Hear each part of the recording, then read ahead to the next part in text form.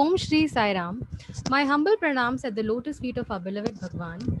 For today's satsang, we have Brother Satyajit Salian. Brother Satyajit joined Swami's educational institutions in 1991 and spent 7 years in the institute. He completed his BSc, MSc, and MBA, during which he received the All Rounder Gold Medal. He then had the good fortune of serving Swami physically for over 13 years from 1998 to 2011. He spent every single day with Swami and was privileged to be groomed and trained by Swami. He also worked in the Sri Satya Sai Central Trust from 2011 to 2017. He was the director of Sri Satya Sai Vidya Vahini program, which was inaugurated by Swami on his 85th birthday. Brother Satyajit has been in the educare field for over a decade, where he also served as head of education Tata Trust for 3 years. He is now serving in the Medicare field in a cancer care initiative, where Brother Satyajit is currently the vice president learning at Karkinos Healthcare. Let's enjoy this session. Jai Sai Ram. Sairam and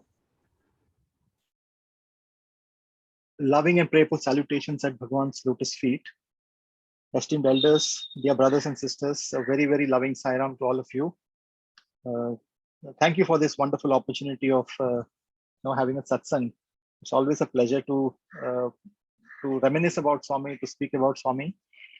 But there's an added pleasure to be talking to brothers and sisters from Mumbai, right? Because it's there's a feeling like apne ghar ke log, apne bachpan ke sathi kind of a feeling. Because we have shared experiences, we have shared a city, we have grown closer to Swami from shared experiences of a city that is bustling with energy, bustling with initiative. And probably that's why Swami is very fond of people from Mumbai. Even boys from Mumbai were always very lovingly called Bombay Rowdies. It was a pleasant experience to be one of the Bombay Rowdies in the beginning days. When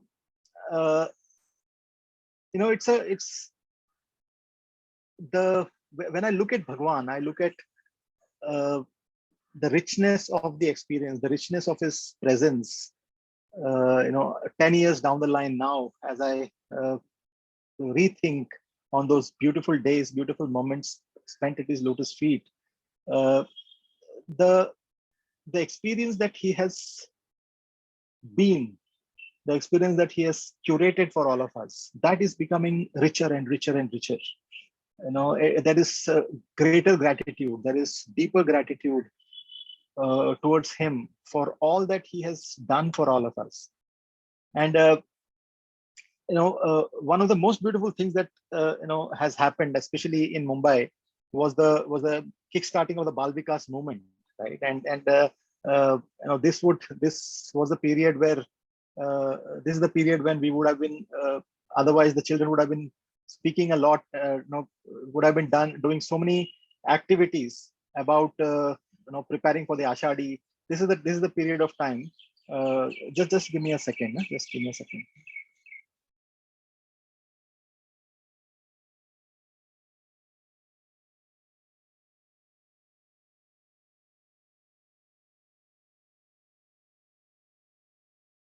Sorry, I'm sorry.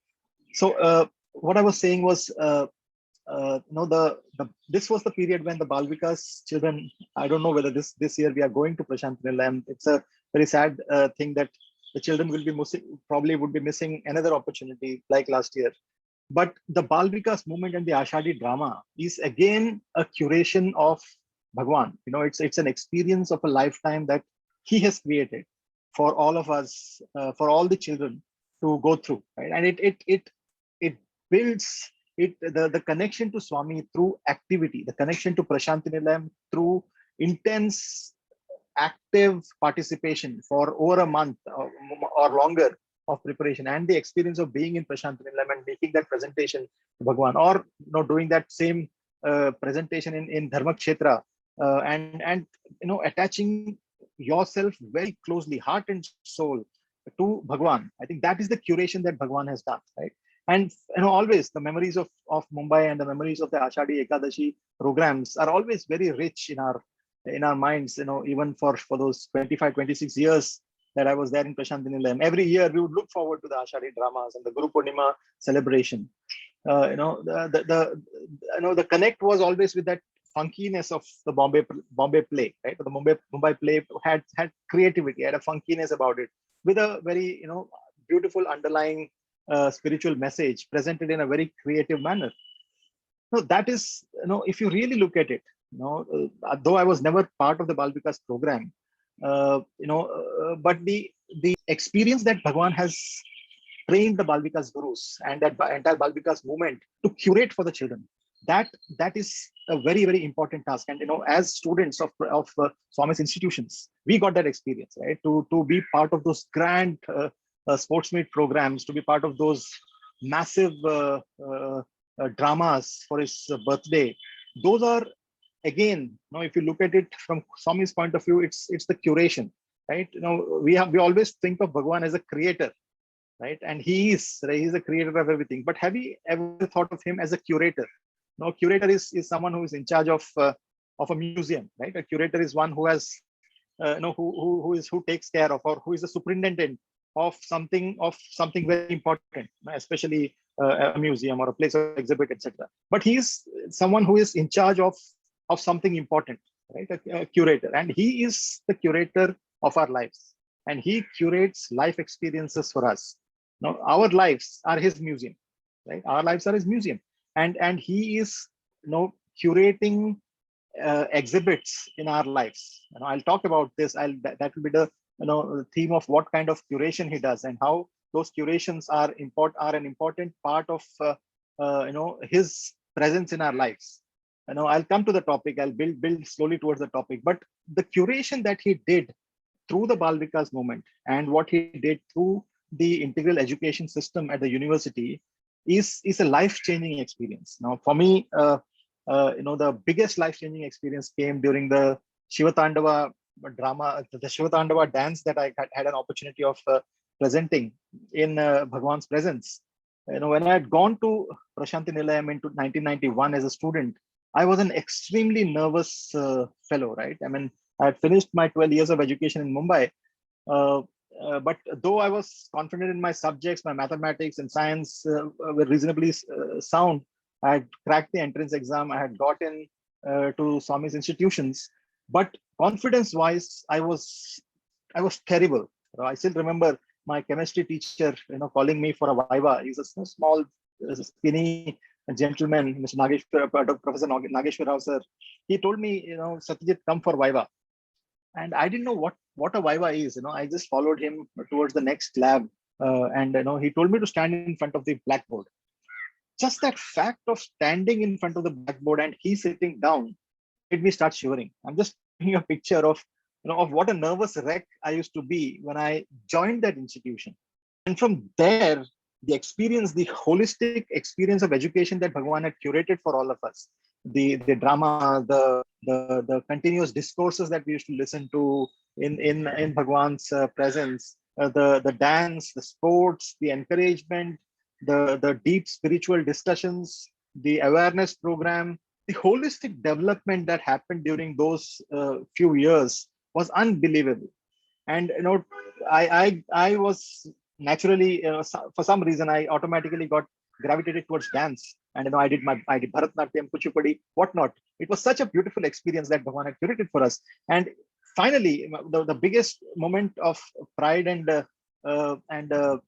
gratitude was when I was given an opportunity to play the role of Shiva in the final grand finale dance of Shiva Tandava during the sports meet of 1994. I still remember practicing. It was in a Kuchipudi style. There was one professional who had come from Hyderabad to train us, and he had a very beautiful way of telling "Ban gaya Shiva, ban gaya" kind of a thing. He used to encourage us so much.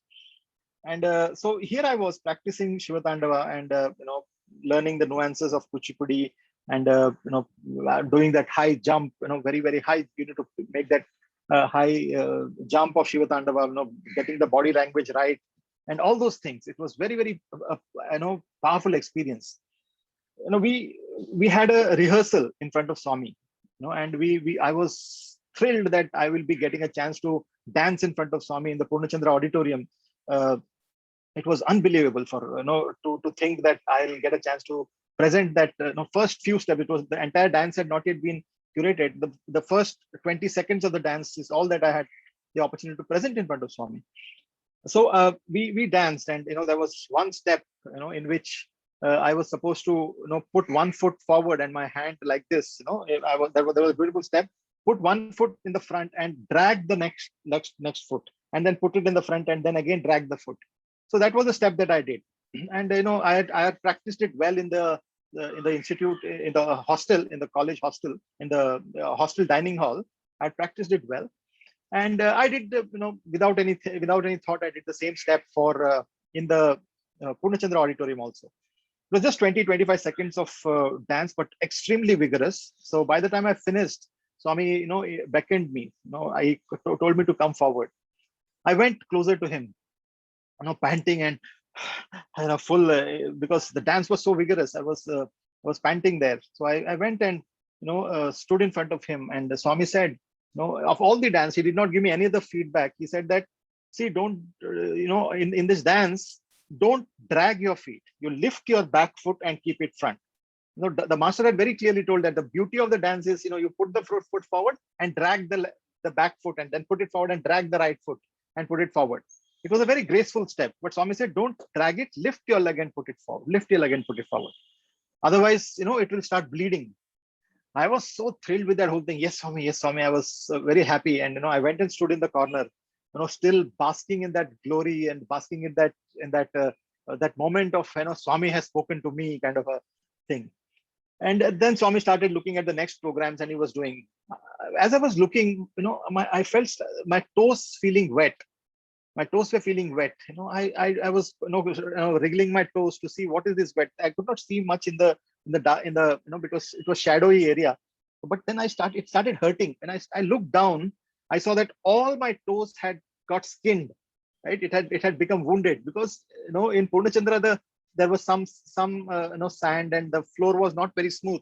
In the hostel, it was a nice, beautiful floor, very smooth floor, so I could do that step beautifully. But in Purnachandra, the floor was rough, right? And what I take away from this whole thing, is this thought process that even before my brain could register that my legs are hurt, here was Bhagwan, who has understood that his boy's leg is hurt, and is giving me advice with pain, with concern, is telling me, don't do that. Your legs will hurt. And no, had he not told me there, and had I done that step in the stadium, my whole, I think, foot would have got like potato ko peel karte hai na, it would have वैसे peeling ho gaya hota, right? So that would have been the experience. The whole skin would have come out. But this experience of Bhagwan, the drama or that dance is just an experience, is just an excuse for Bhagwan to get installed in our heart, right? I always feel that everything that the Bal Vikas does, everything that the Sathya Sai University education does, the main purpose of that is that it is anchoring Sai as the magnetic compass in the deepest recesses of our heart. He becomes the magnetic compass. It's like it's an installation program, right? Swami becomes the direction. He becomes the magnetic compass. He points us towards the true north. He points us towards the direction that he wants us to go. And that installation becomes so powerful that Bal Vikas children, after those 9 years of being in the Bal Vikas, or even 2 or 3 years of experience that they get in Bal Vikas, that divinity, that love for divinity, that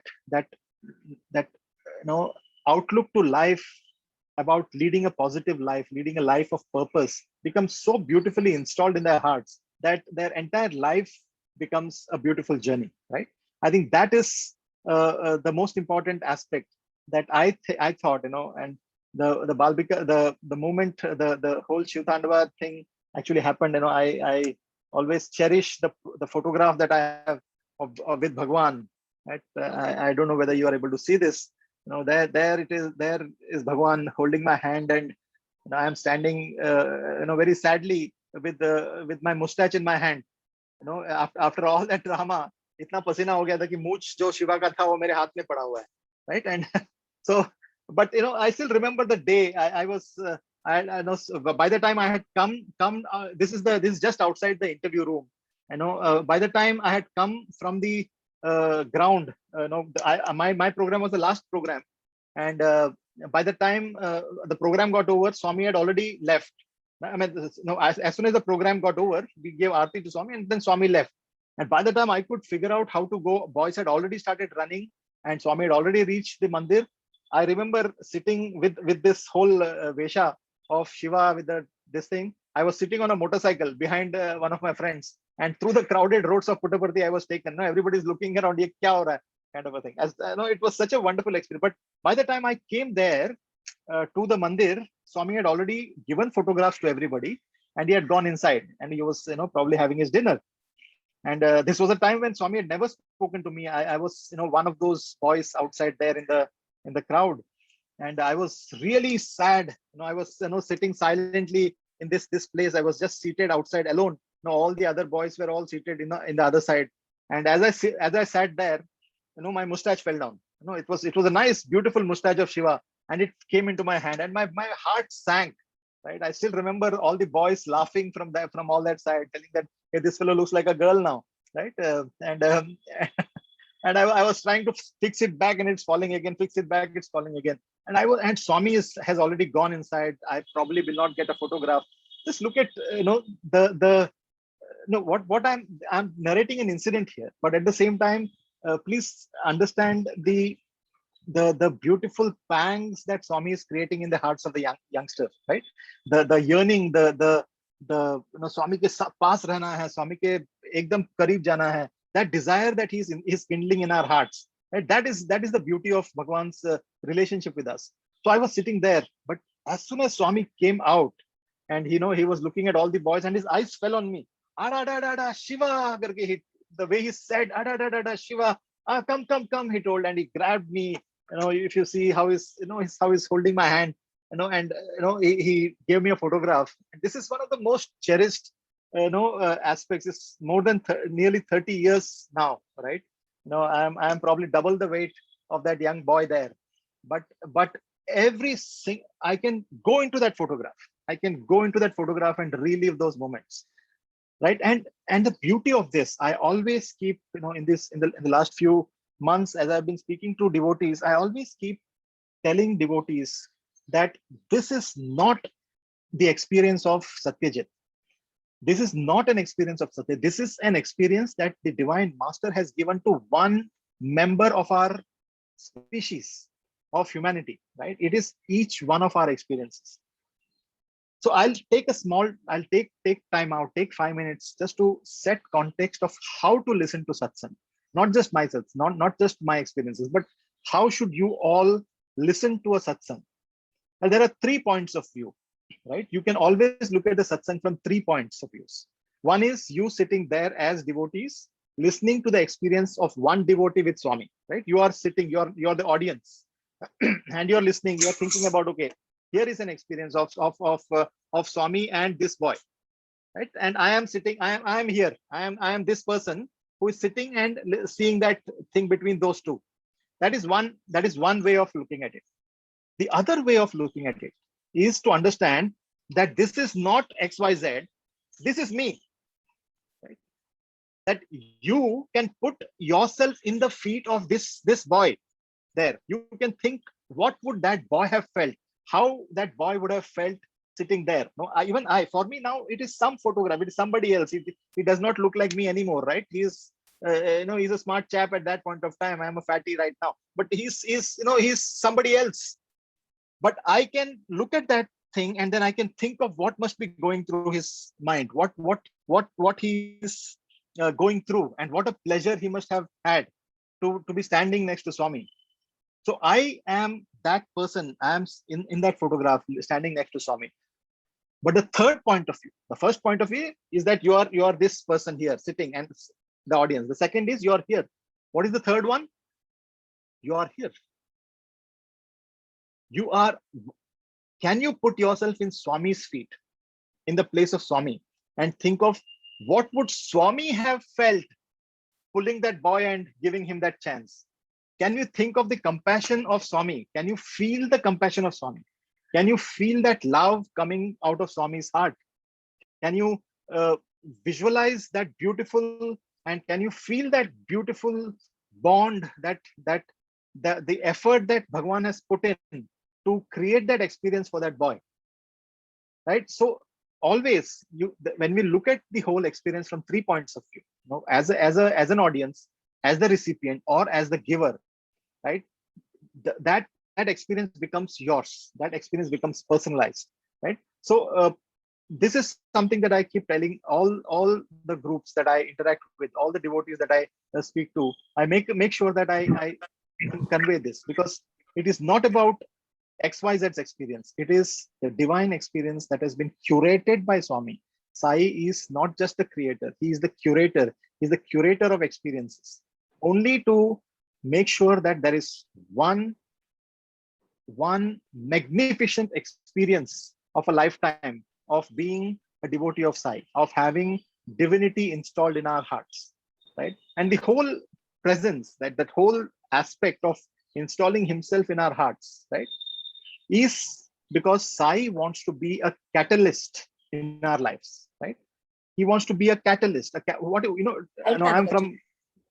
Sorry, No, you can sorry. go ahead. I think someone Yeah. unmuted. Okay, sorry. Yeah, don't worry. Don't worry. Sorry, I thought somebody was saying something. So, what is a catalyst, right? I'm from chemistry, so I try to get. I did my MSc in chemistry. Experience in Swami's institution. But a catalyst, the definition of a catalyst is an agent that provokes or speeds up significant change or action, right? Now, if you put a catalyst in a reaction, if nothing is happening in that beaker, if you put a catalyst, automatically the reaction will start, right? We are all human beings, trudging along in our life, in our lives, and then comes the catalyst, comes the divinity, and completely the whole, there's a transformation that happens within humanity, right?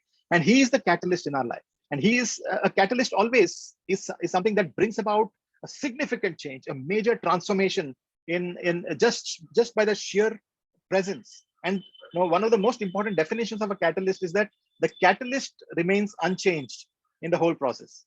It is only the reaction that gets created, but the catalyst does not participate in the reaction.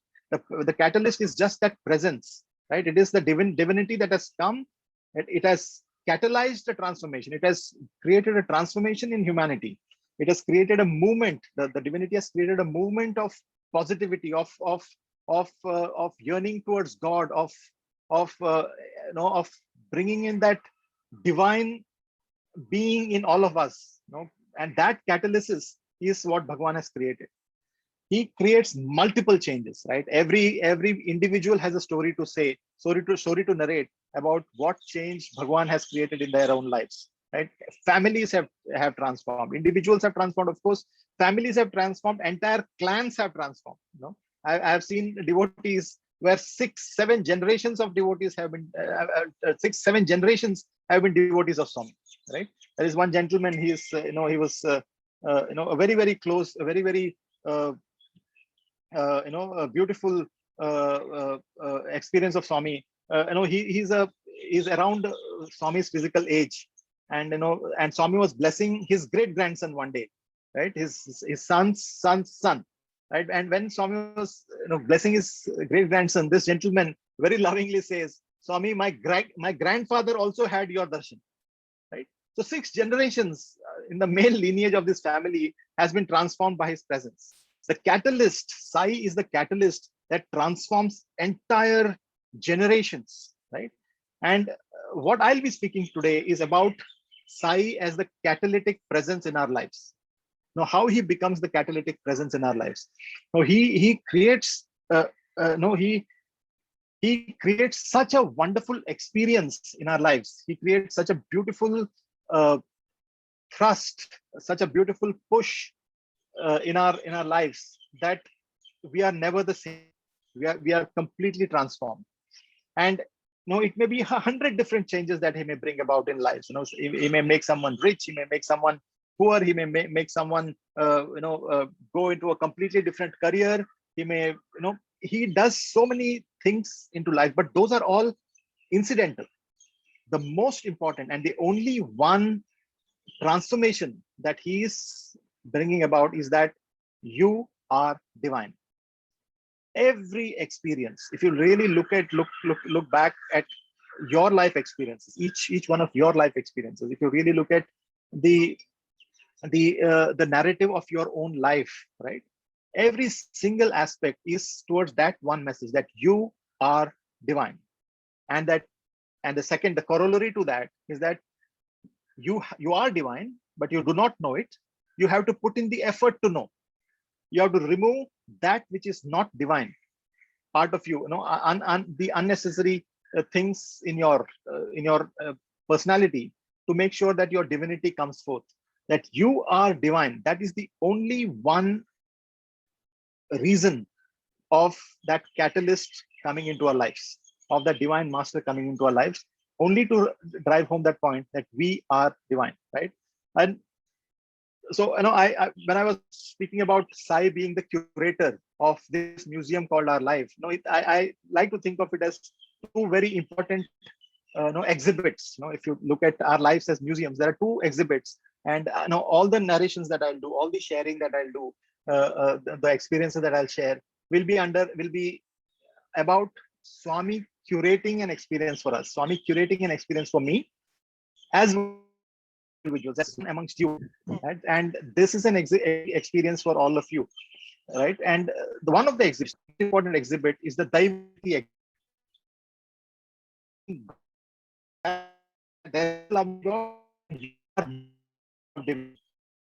Love God,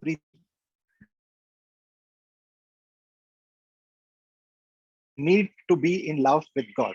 You need to understand that when you are in love with something supreme, when you are in love with a greater reality, when there is love towards something eternal, not towards something ephemeral, not towards something transient, but when there is love towards divinity, you realize love itself, right? You eventually come to the conclusion that God is love.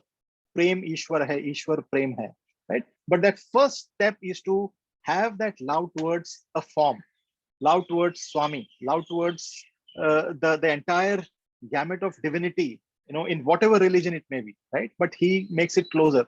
So for me, the first experience, the first journey came in 1996. I had joined Swami's University in 1991.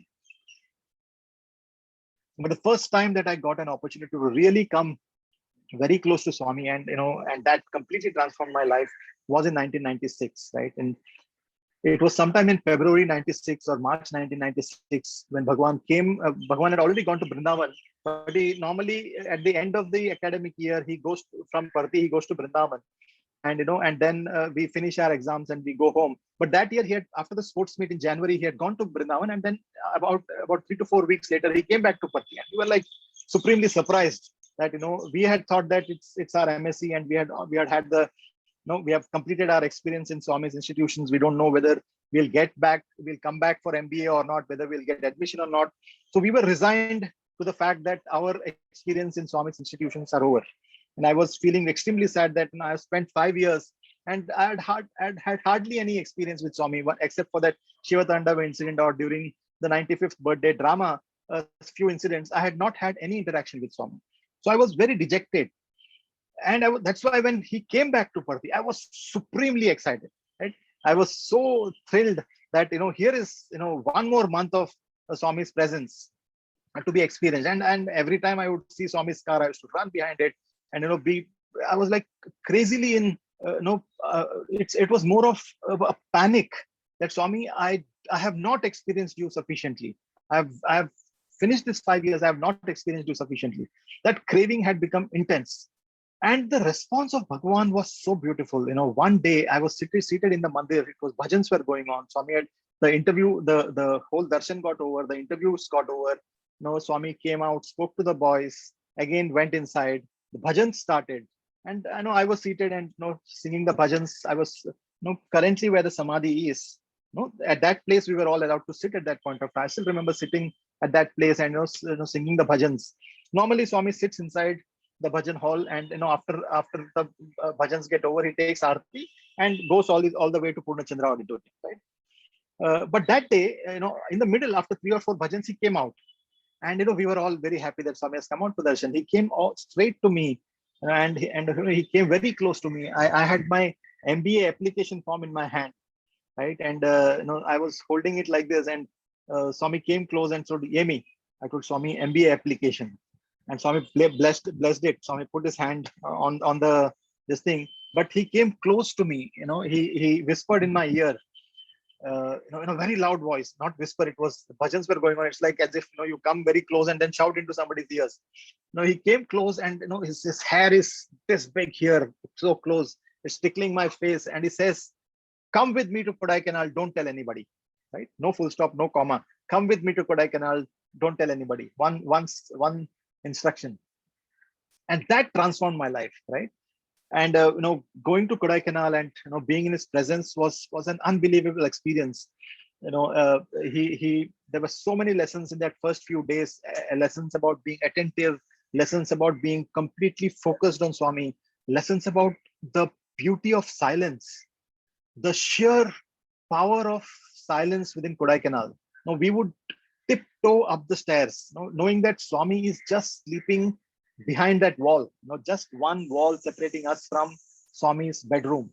To live in Swami's own house for these for us young boys, 31 of us, was an unbelievable experience, right? And one of those days, Swami came out with, asked me, Swami was wiping his face, and somebody offered a handkerchief to Swami. I was too new. I did not know that we were supposed to carry handkerchiefs, with us. There were some boys who were always sitting in the front in Prashanti Nilayam. Probably they knew. And Swami looked at me and told, "You don't have handkerchief?"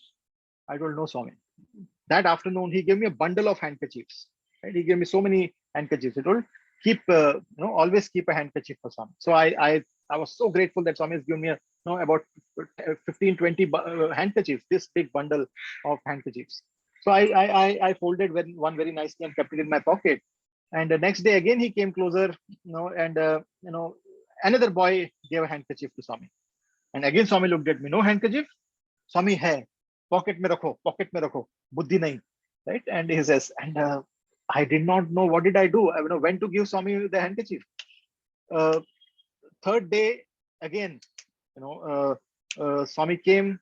I was taking my handkerchief out again. Somebody had given the handkerchief, and again Swami looked at me and gave me a dirty look. I was thinking, अगर फिर से ऐसा हो गया तो I'll be out of Kodaikanal. डर लगने लगा था मुझे but I didn't understand कैसे देना है.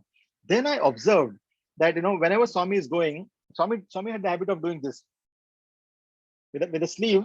He would wipe his mouth, and boys had understood that is the time we are supposed to give a handkerchief to Swami. Attentiveness, right? Swami is teaching us to be completely focused towards the Aradhya Devata, to the divine master, to divinity. He is standing there. He's curating an experience for us, that be focused, anticipate the need of the guru, anticipate what the guru needs, and serve the guru with a full heart. So the third time, the third chance that I got, the moment I saw Swami's hand going like that, my handkerchief was out, and I gave it to Swami. Good boy, Swami said, right? And he wiped his hand and wiped his face and gave the handkerchief to me. I took the handkerchief back, and inside the handkerchief was a watch, right? It was a beautiful gold watch. I'm telling you, dear brothers and sisters, I always make, put it humorously, saying that that one incident, and all the other boys, they saw that, this fellow has got a watch. Next day onwards, we used to say that, like cowboys, we used to have, in old cowboy movies, you would say that, who can draw the gun faster, right? That way, boys used to be, who can draw the handkerchief faster, right? So, we used to say that, we were youngsters, young boys in those days, and this cowboy movies and Shaolin temple movies, etc., were very powerful influences in our lives as young boys.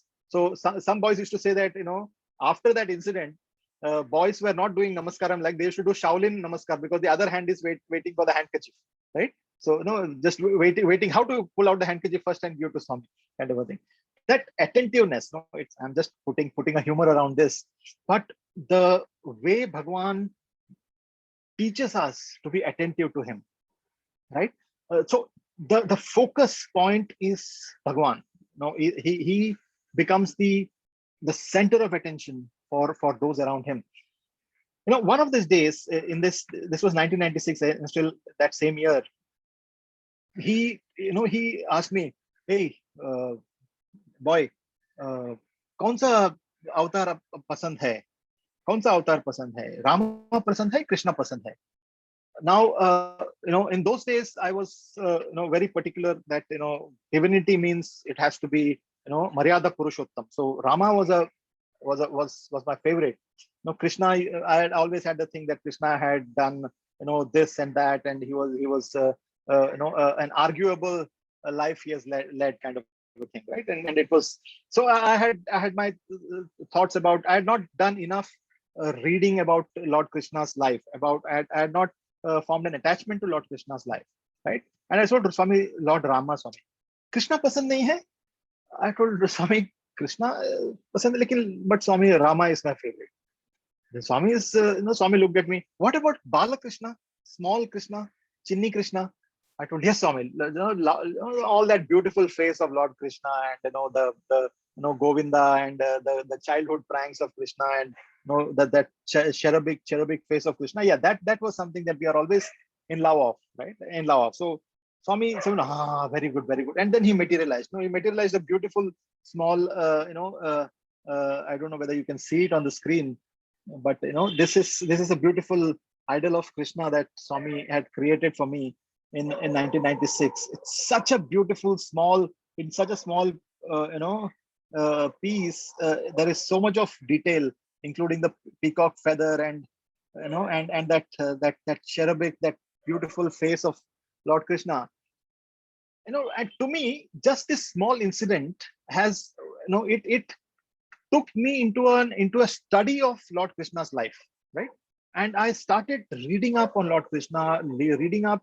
There was this beautiful book, for me, the most influential book, and I would recommend that all of you read, is that series of 7 books called Krishna Avatara, written by K.M. Munshi, right?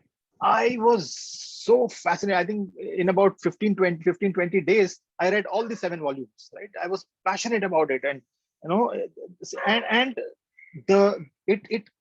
Lord Krishna became a living presence in my life. Now that not Lord Krishna somewhere out there as someone who has given Bhagavad Gita and who has done some things 5,000 years ago, but here, having read that book, having read the lives of Lord Krishna, and seeing Bhagwan's life unfold in front of me, right? The comparison was so beautiful.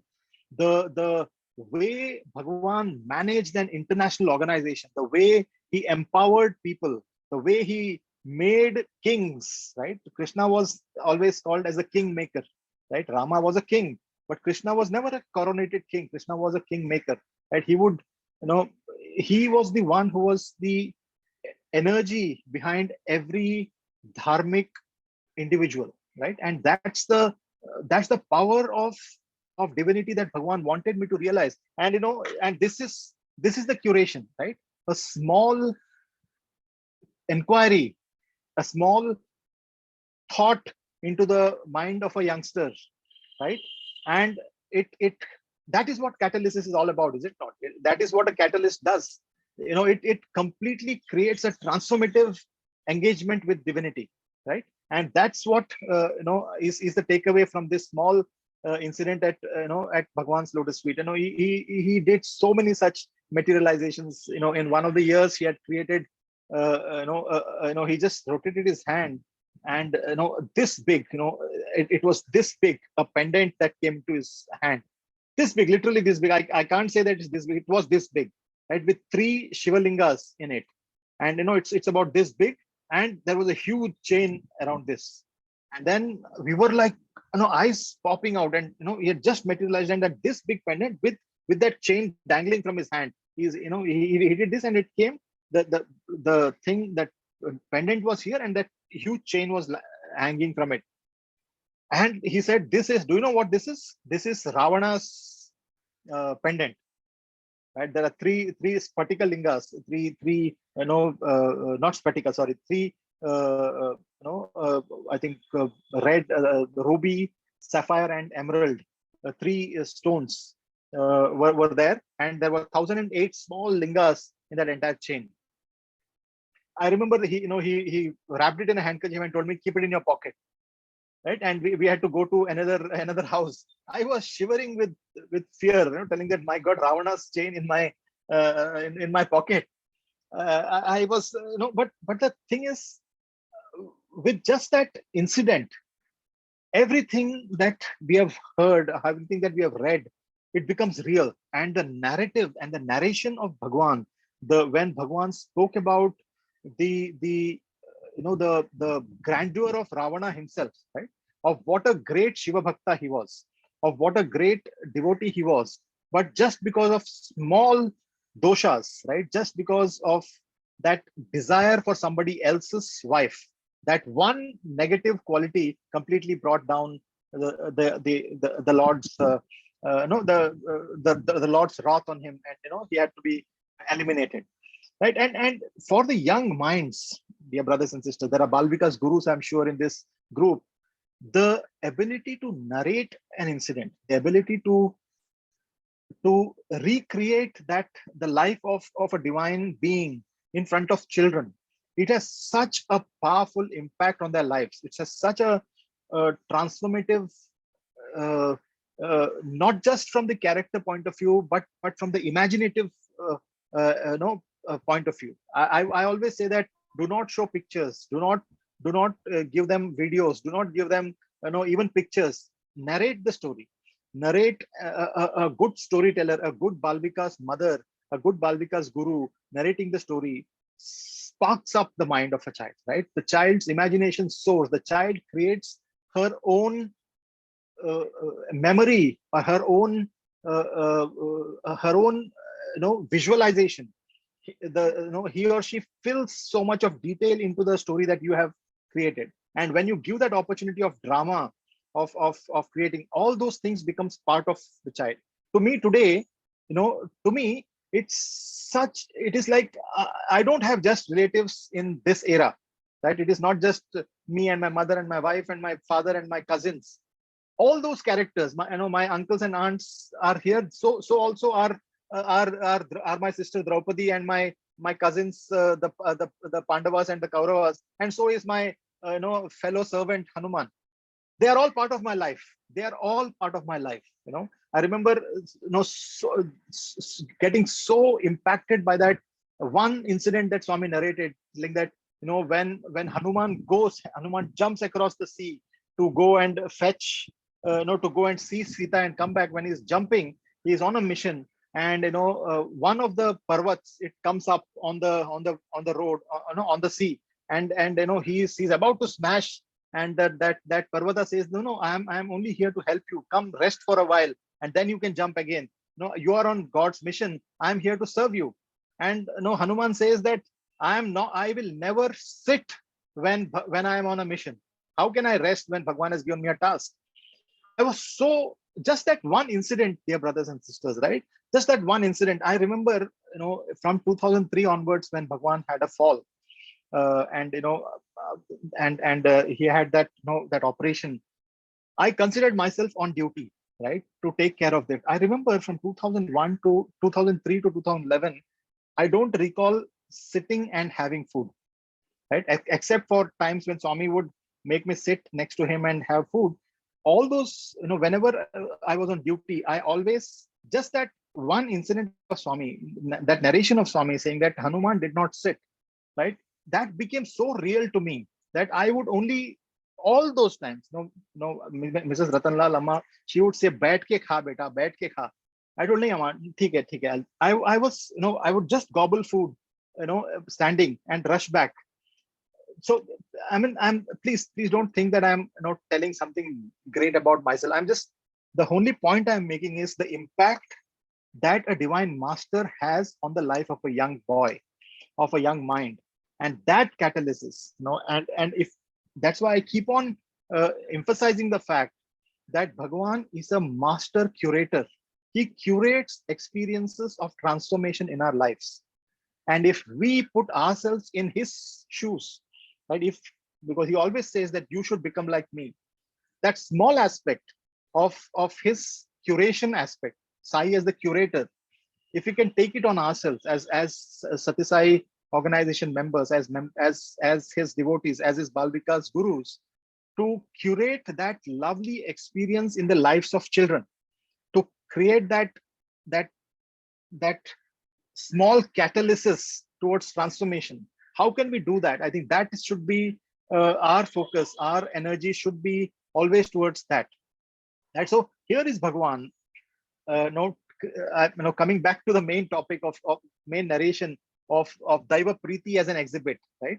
Of Daiva Preeti as an exhibit, that he is here to create that love, deeper and deeper love for divinity in our lives. And it is not just about maybe I have given examples because to me the experience that he has given is about Rama and Krishna and all the other divinities of the Hindu culture. But if you read the books of Dr. Hislop, Diana Baskin, any of these books, if you read many of these, Samuel Sandwich, etc., you'll realize that the experience here, the same experience he has given for them, they have found themselves closer to their divinity. They have found them closer to Jesus Christ, right? Zeba Basruddin madam was our English teacher. She would narrate, about the intensity of closeness that she felt to Islam itself, to the concept of divinity in Islam, right? To the divine without any form, but that inspiration that she felt, closer, becoming that refinement and the beauty of Islam that she could speak about is only because of Bhagwan's presence in her life, right? So Bhagwan is a catalyst that brings divinity, Daiva Preeti, so close, that love for the divine element. And again, I'll reiterate what Swami made me say, that as we learn to love divinity, as we learn, as we fall deeper and deeper in love with that eternal entity, we understand the true essence of love itself. And once we experience that true love, that love becomes visible, becomes exhibited, becomes explicit in every single action of ours, right? And we are then a loving father, a loving husband, a loving child, a loving son, a loving boss, a loving employee. Everything is suffused with love because we have loved infinity. We have had that experience of falling in love with infinity. I think that's the essence of that curation that Bhagwan has done for us. Daiva Preeti as an important aspect. But that is not enough, right? He always, Daiva Preeti is fixed, is always comes with another saying, right? Do you remember what that is? What's the other aspect? Anybody? You have been silent for a very long time. I thought, let me see. Daiva Preeti rhymes with what for all of you? Papa Bhiti and Sanganiti. Papa Bhiti and Sanganiti, right? So this aspect, Daiva Preeti, Papa Bhiti, Sanganiti, is always going together, and his curation is all about that, right? The sheer thrust towards the organizational work that he has given is about Sanganiti, is it not? The amount of energy that Swami has given, has his entire being he has given. I remember in 2000, I think 1999, 1998 itself, when I had just joined Purnachandra, Swami had told us to clean all the documents that were there in one of the green rooms, one of the rooms in Purnachandra, and we were all sorting through various documents. And we found one important document, and I brought it to Swami, saying that, Swami, this is a very, very powerful document. I don't know what is to be done. should I send it to the Central Trust office? And Swami said, no, you keep it with you. You keep it with you. It will, keep it safely. Bhadrangga petko panikostai. Keep it very safely. It will be very, very useful. And that document is his 1968 document, just before the formation of the Sathya Sai organization.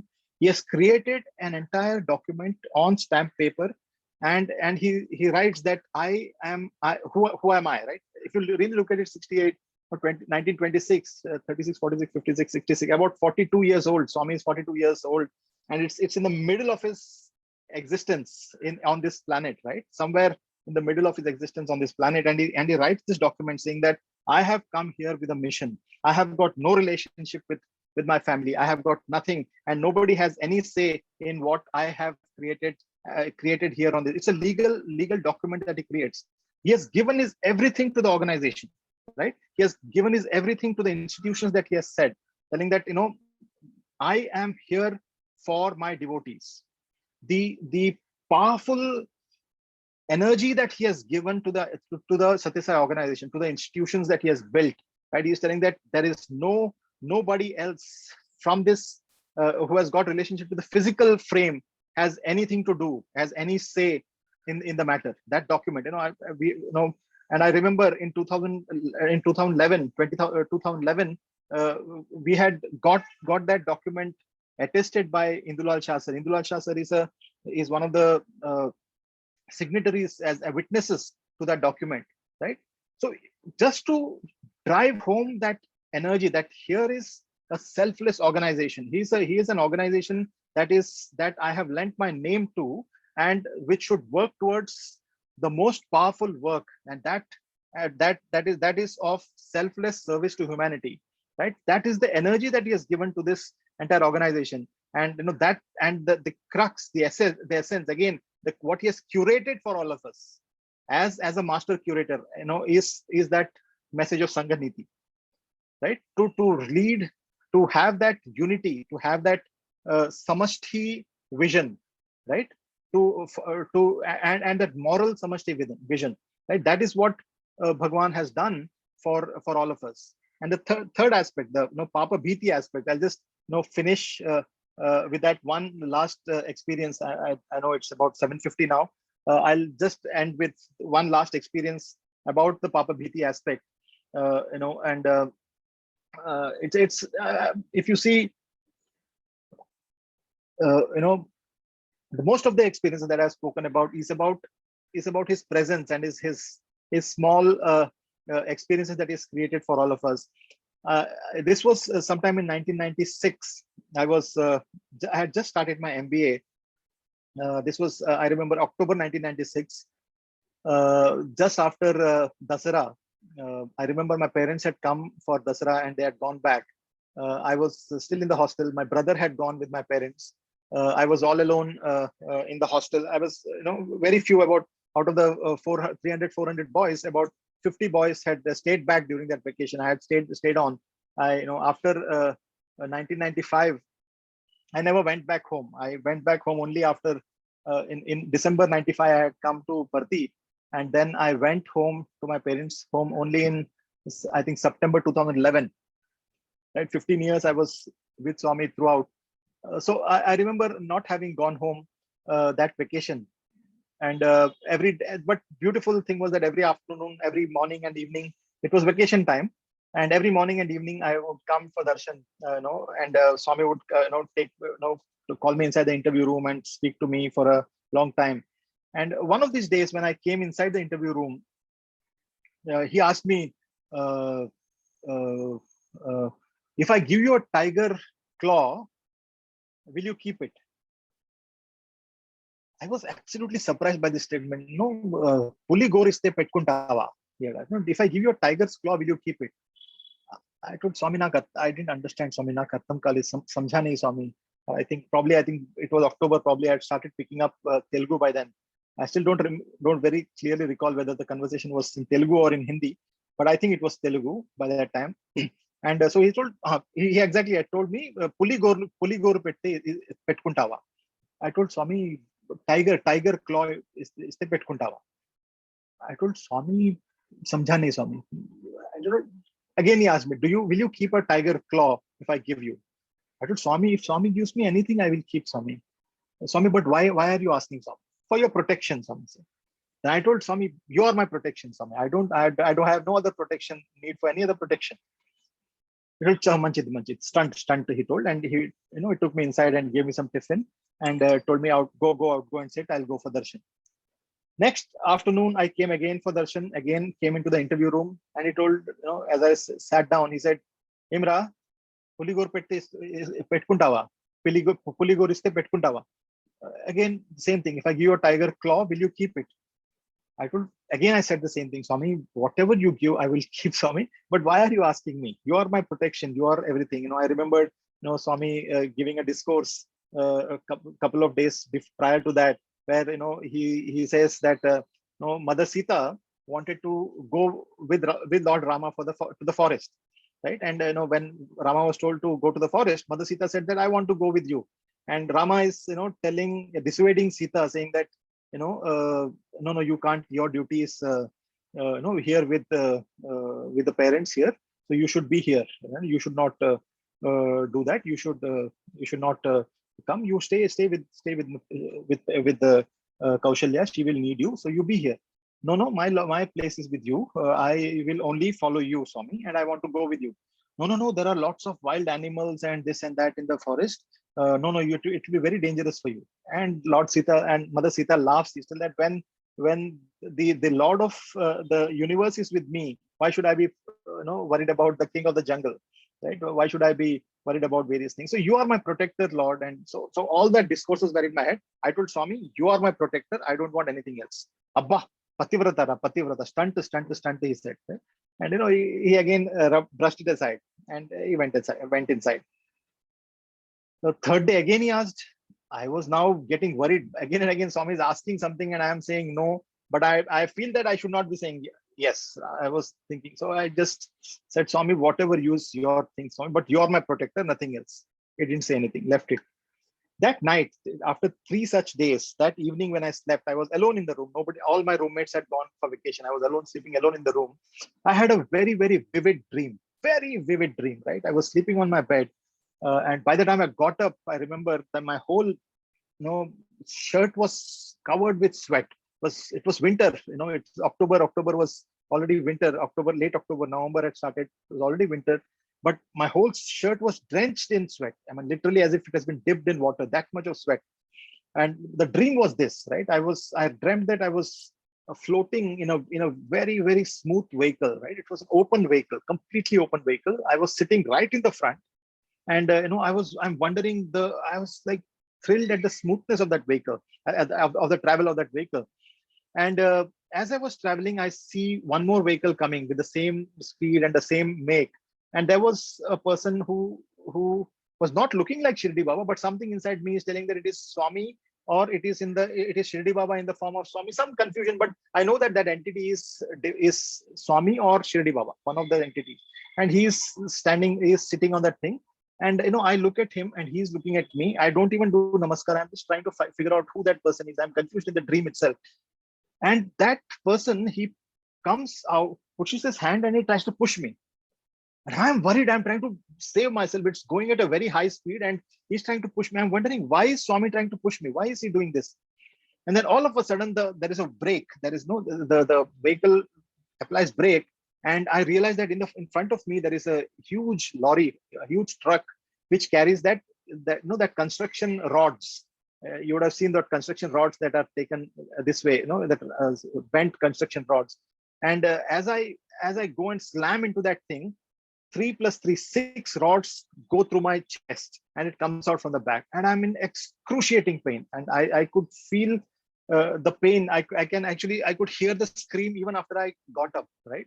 And here is Bhagwan trying to pull out, that person, he jumps out of that vehicle and comes to my aid and he's trying to pull out that rod. And as he is pulling out, I'm shouting, no, I'm not allowing him to pull out that rod, because it is inside me, but it is extremely painful.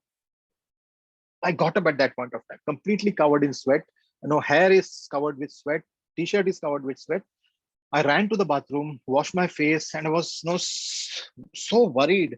But as I was washing my face, actually, as I was running towards the bathroom, only one word was going on and on and on in my head. Arishad Vargas, Arishad Vargas, Arishad Vargas, Arishad Vargas. It's like a Nama Japam that is happening. Arishad Vargas, Arishad Vargas, Arishad Vargas.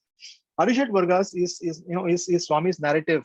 In his language, he says that Kama, Krodha, Lobha, Moha, Mada, Matsarya. The 6 vices are called the Arishad Vargas. The things that prevent you from reaching divinity, that prevent you from being one with divinity, that prevents you from being God. And his whole message is about Daiva Priti, Papa Bhiti, Sanganiti, right? And that Papa Bhiti, that means the fear of being in the hooks of the 6 vices of the Arishad Vargas. That's the most powerful thing. He's telling that you need to be vigilant.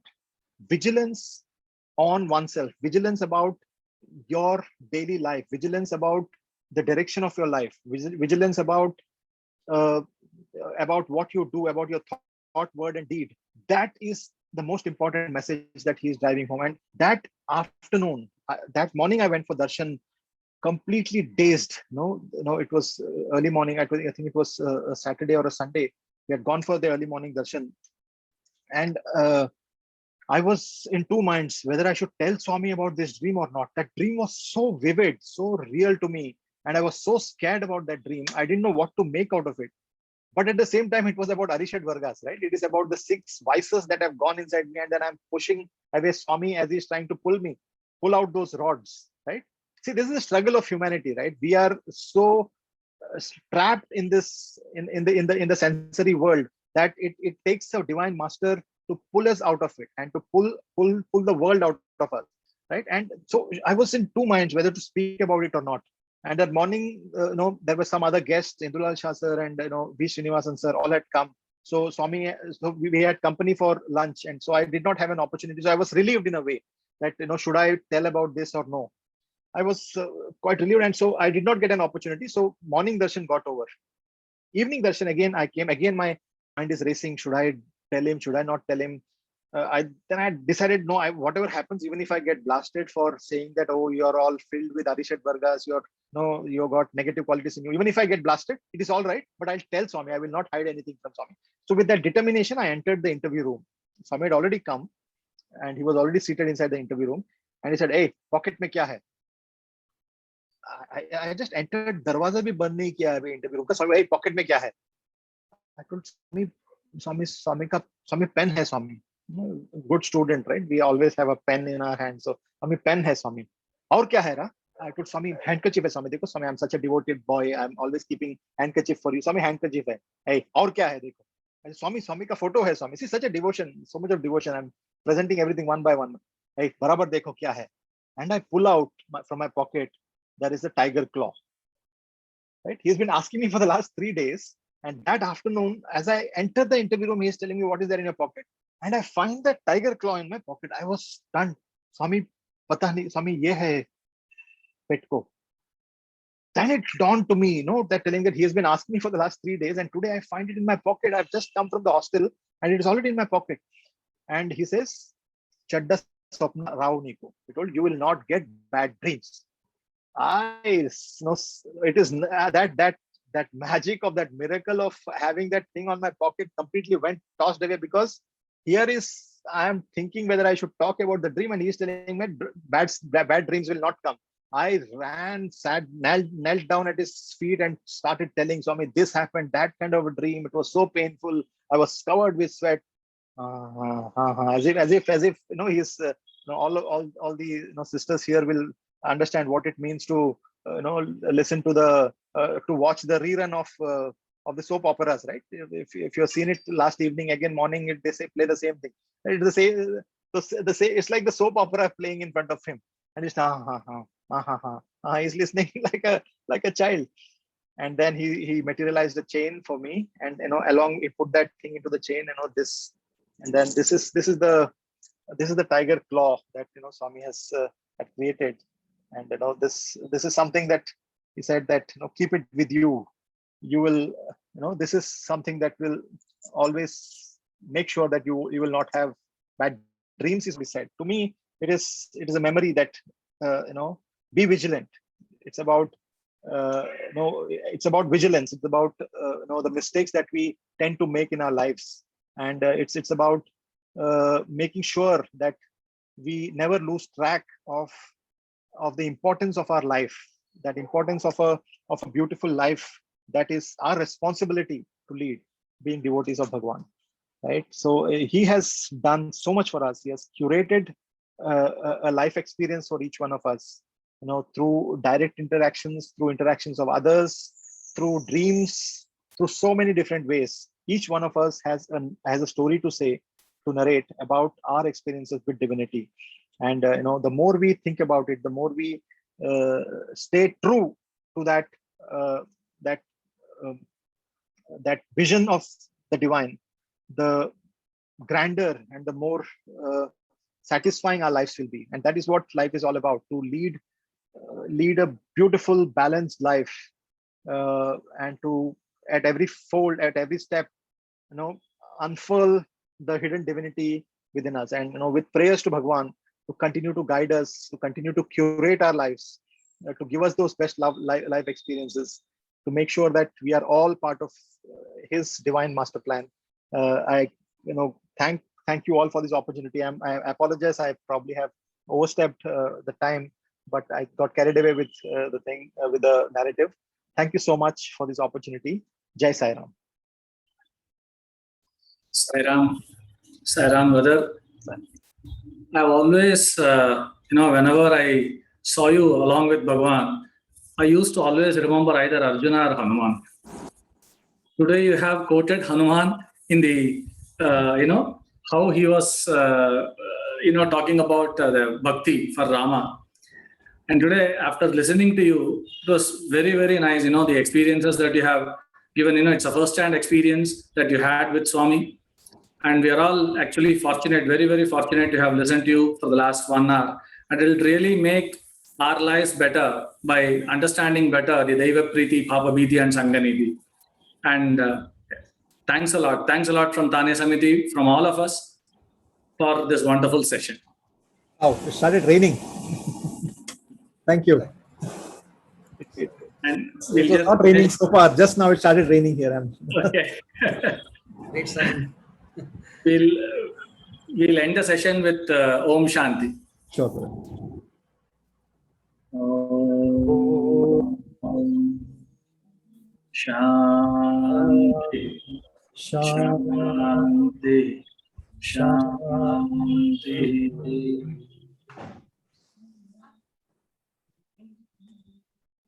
Sai Ram, thank you very much, Sai Ram. Sai Ram, brother. Sai Ram.